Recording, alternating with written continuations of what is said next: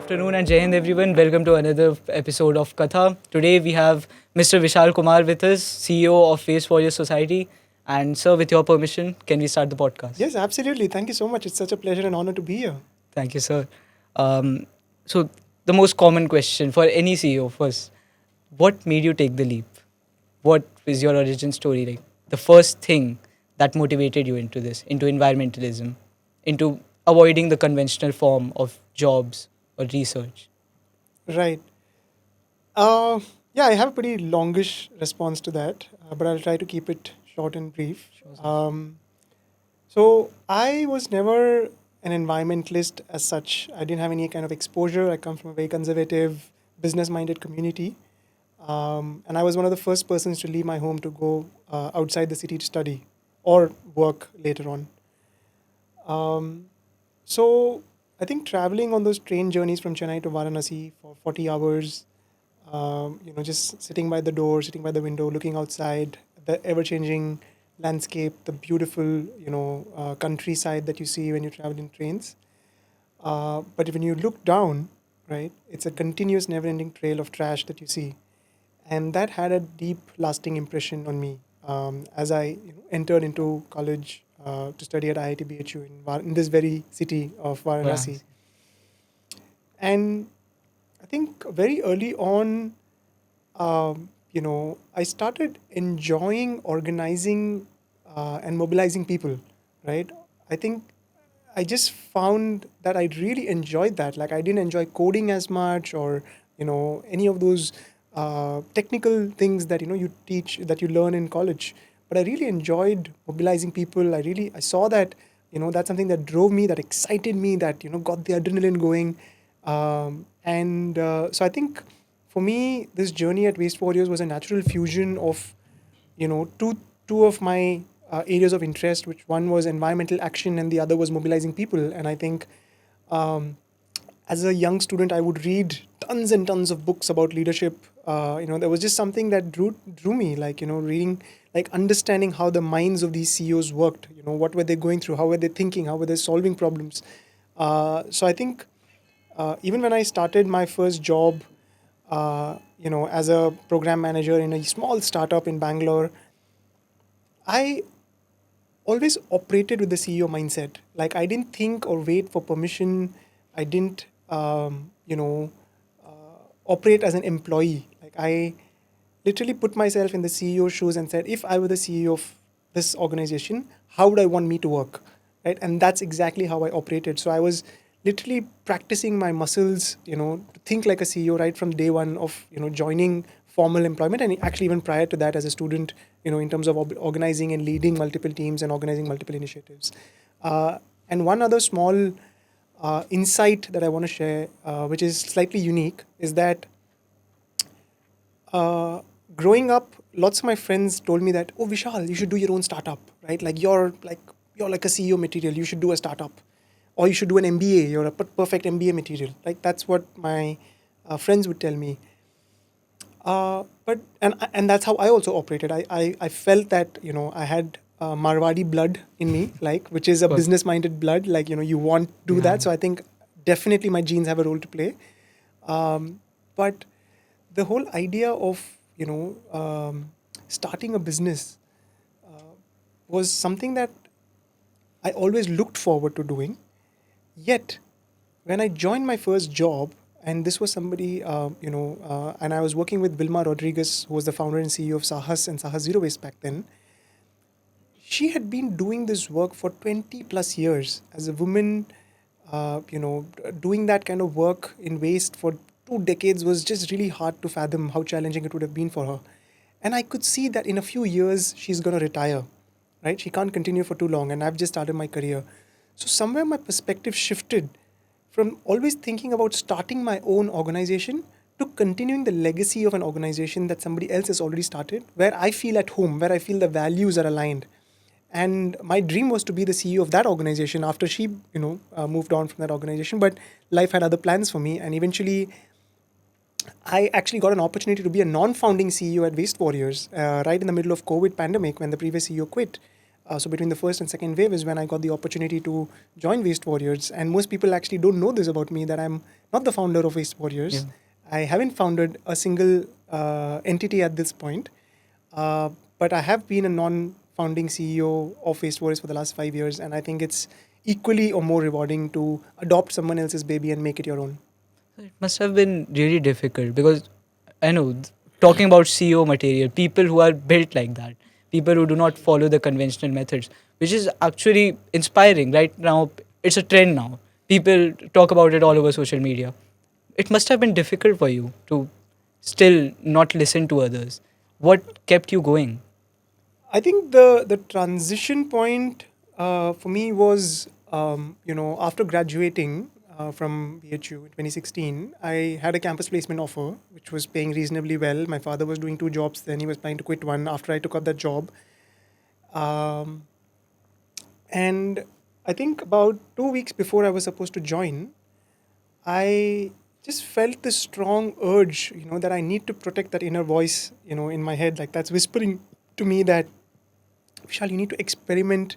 You need to explore your interest. Like if you've developed an interest in the environmental space for the last 4 years in campus, to start doubting myself, to not give space to that idea to express itself. They'll be like, "Beta, just do a job for 2 years, and then do what you want to do."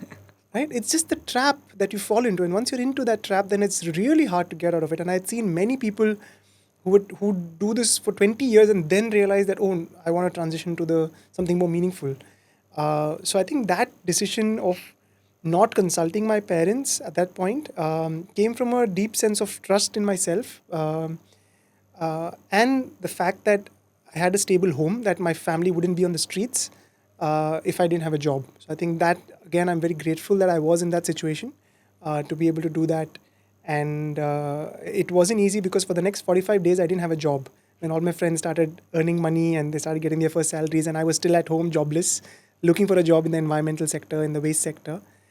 Um, and yeah, then fortunately for me, it all worked out. And in fact, I've taken two pay cuts of more than 60%, of close to 60% in first 4 years of my career.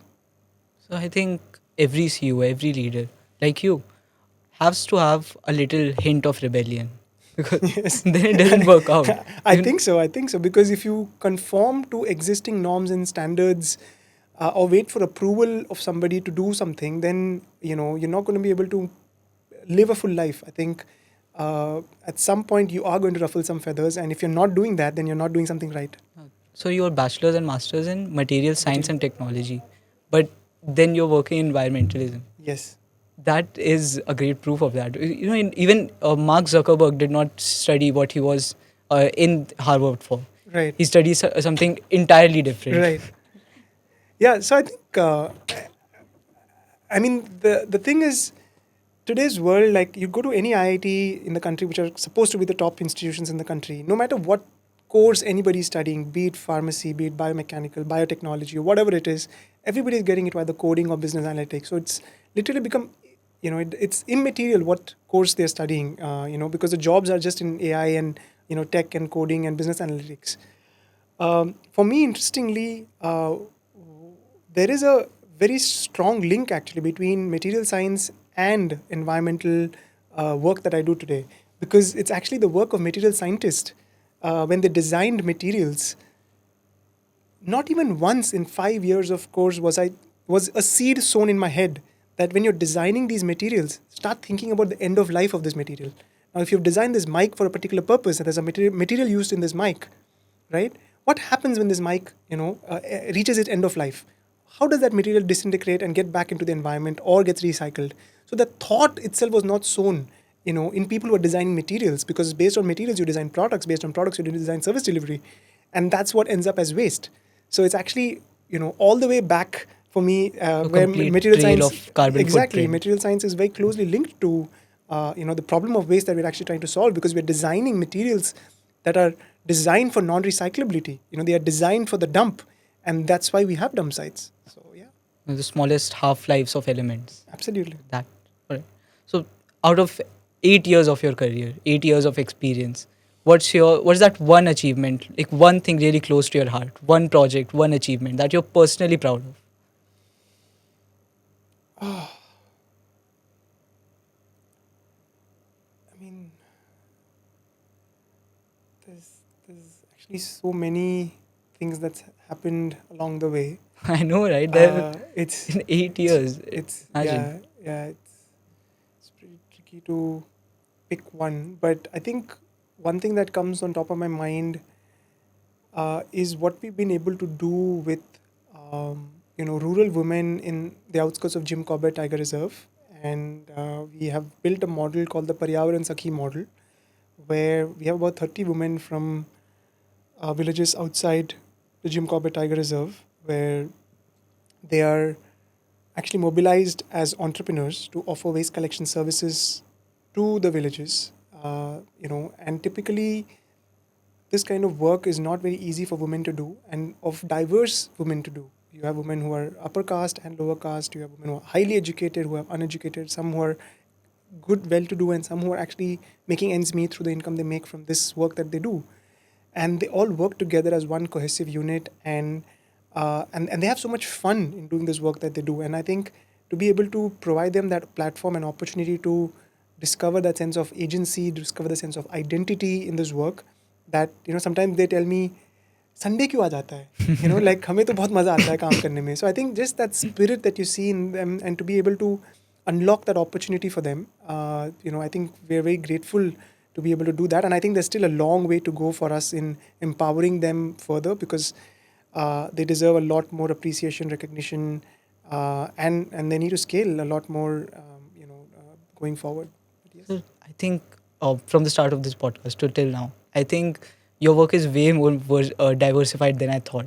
Because working with local populations, rural women, that's a part of social science, Yes. and you still work with it smoothly.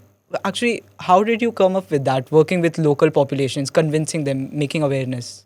Right. So I think that's the whole fundamental thesis of Waste Warriors. The very theory of change is built around that. That we see ourselves not as a waste management organization. We see ourselves as a stakeholder management organization solving the problem of waste, because we're looking to catalyze systemic change. And systemic change is not a theoretical concept, right? You have 50 different stakeholders in any project, between the state level, district level, block level, and the village level administrators across forest department, tourism department, rural development department, Swachh Bharat mission, and a lot of other ancillary departments that you need to work with, and the administrative and the political side.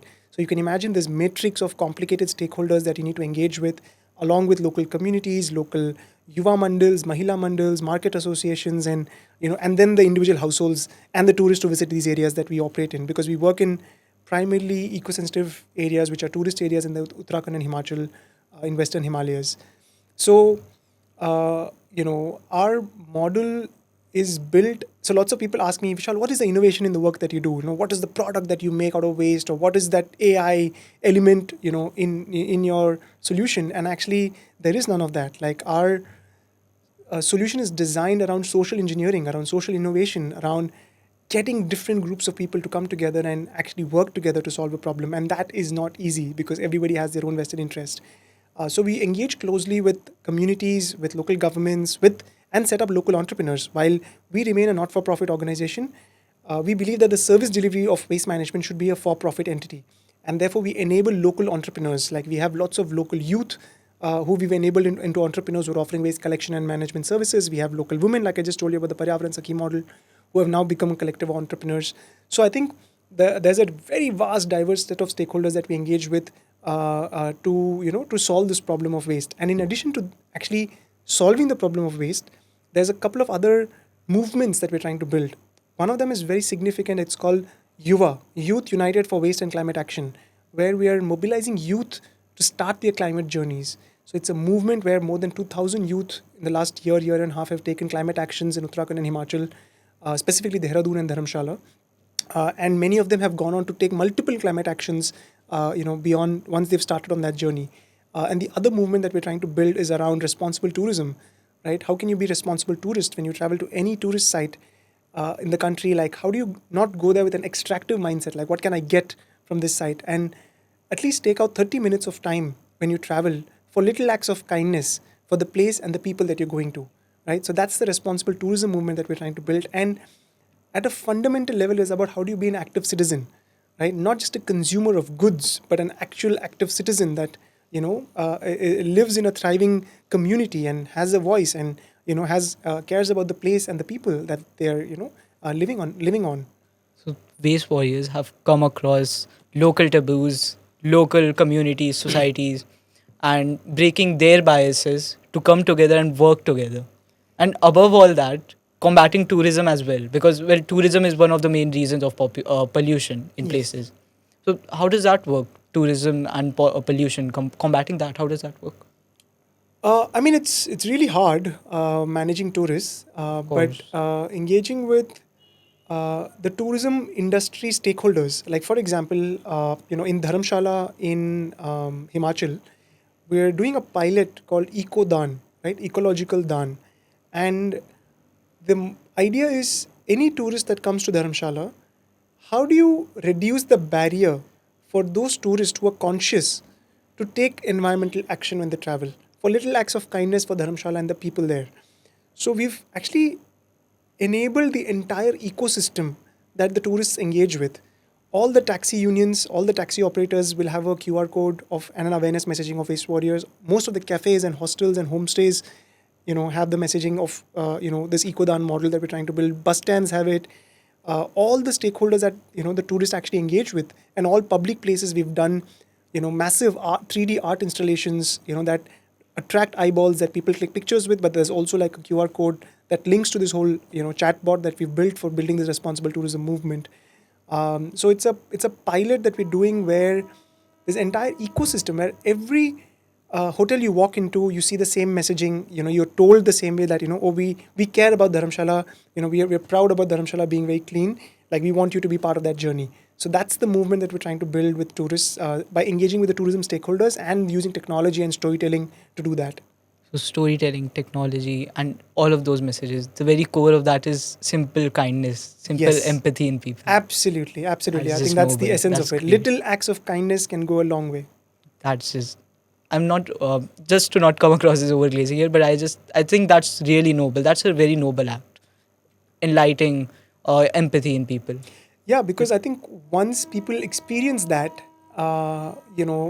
they feel so good about themselves, and the whole idea that I tell my team is, at Waste Warriors, while yes, we all do a job, we have a mission, we have problems to solve, and there's the daily grind on firefighting or fundraising and hiring and conflict management. But at the very core of the problem that we're solving is how do you enable people to live a good life, right? Like if everybody can start living a good life in sync with themselves and nature, we wouldn't have to think about solving the environmental crisis. Like I tell everybody, be selfish, don't be selfless. Just be selfish, do what's good for you, right? Because what's good for you is what's good for the environment. Because you are an integral part of nature. And when you listen to those whispers inside, like your intuition, if you start listening to them and start acting in line with that, I think you will be on a path that's beautiful and that's going to be very light on the planet, and it's not going to have any negative. It's going to have much lesser negative impacts, unintended negative consequences on the environment. So, in all of those circumstances, after creating so much, did you ever see coming here, or well, not exactly Sunbeam School Lahartara, but coming across this path in the last 5 years? Can you repeat that question? Sorry. Did you see yourself here, as in where you are as a CEO 5 years ago, or Right. before all of this happened? Uh, I mean, I I think I wanted to kind of be in a place where I can spread the message and spread the insights of people working on the ground to a larger audience. And I feel very grateful that I have that opportunity, and it's only possible because of countless number of people who've done incredible work at Waste Warriors before me, and during the last 5 years that I've been there. That gives me that space and opportunity to come and represent the work that all of us do on the ground. And I believe to solve the climate crisis, we need far greater number of grassroots organizations. And as Waste Warriors, we are a grassroots organization. We work very closely with local communities. We are place based, so we consistently work in a particular place for many years, building deep relationships with the community and acting as a bridge of trust between different stakeholders. Um, so, uh, it's important that we uh, continue building on this, right? Like it's important that we can. Um, I lost my train of thought, so we might have to It's okay. pause that. I think going with the flow is much better. Yes.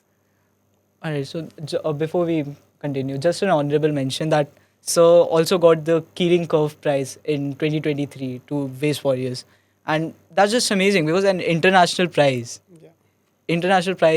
honoring climate changers, pioneers, Right.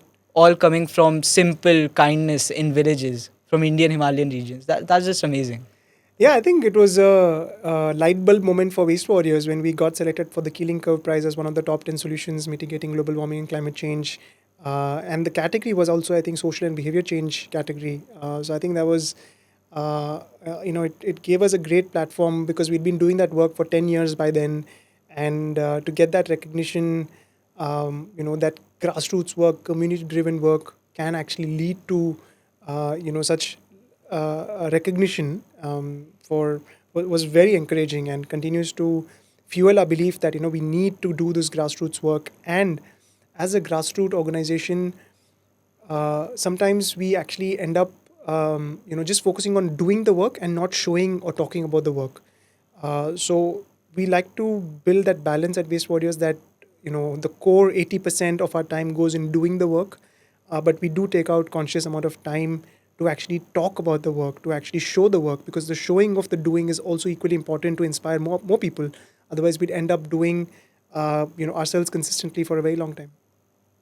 So out of all of those, above all of that, where do you see Waste Warriors in the next 5 or 10 years? I see ourselves as a key node in the network of solving the waste crisis in the Indian Himalayan region and specifically waste overall. Uh, we have evolved from being a volunteer-driven, cleanup-focused organization that just did cleanups to now being a systems change driver. Right, so we are a catalyst for systemic change, working very closely with governments, not just at the panchayat level, but at the district level, and even now at the state level. So we've been able to mobilize different stakeholders to solve this crisis. In the future, what I see ourselves as, bringing in, building on the knowledge that we've built, building on the knowledge of solving this crisis, collecting data, and creating data-based narratives, challenging some common myths around waste management in the country. So that's something that we've started to do, which is the work of a think tank, as they say. But we are not a conventional think tank. We are a think tank with its feet very firmly on the ground. So we've evolved into a think tank along with being a grassroots organization, and we see ourselves as supporting everybody else on the journey of solving this problem of waste. Because according to me, personally, any patent or knowledge proprietorship in solving the climate crisis is bizarre, right? If you want to solve the climate crisis, you can't hold patents, you can't hold knowledge secure, right? It has to be open source. If you're really It has serious to be about practical, it, on the has to be ground. practical. It has to be on the ground. It has to be open source. Everybody needs to have access, because that's when solutions can scale. But if you're still going to operate out of that capitalistic mindset that, oh, I have a climate solution, I'm not going to give it to you, I'm just going to do it by myself and make my money, but then what kind of a climate solution is that?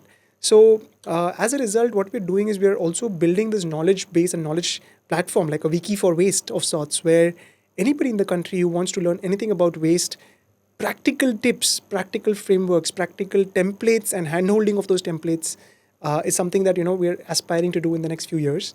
We've already laid the foundations of that. And lastly, our mission is to solve it in the entire Himalayan region. As of now, we work deeply in only two states, Uttarakhand and Himachal. And our work is not like technology that can scale at the click of a button, because it's built on human relationships, which take time.